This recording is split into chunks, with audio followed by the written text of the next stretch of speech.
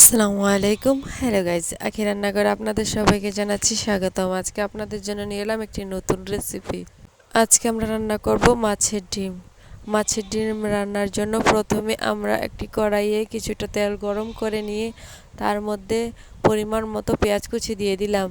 পেঁয়াজ কুচি দিয়ে দেওয়ার পর আমরা এর মধ্যে সকল ধরনের বাটা মশলা দিয়ে দিলাম।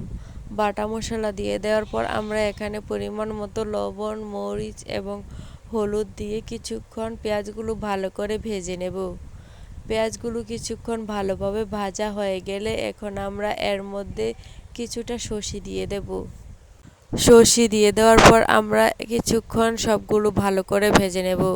কিছুক্ষণ ভাজা হয়ে গেলে এর মধ্যে আমরা কিছুটা পানি অ্যাড করে দেব। কিছুক্ষণ ভালো করে সবগুলো সিদ্ধ করে নেব। সবগুলো কিছুক্ষণ ভালোভাবে সিদ্ধ হয়ে গেলে এখন আমরা এর মধ্যে মাছের ডিমটা দিয়ে দেব। মাছের ডিমটা দিয়ে আমরা আরও কিছুক্ষণ সবগুলো ভালোভাবে রান্না করে নেব। সবগুলো আরও কিছুক্ষণ ভালোভাবে ভাজলেই হয়ে যাবে আমাদের আজকের রেসিপি মাছের ডিম।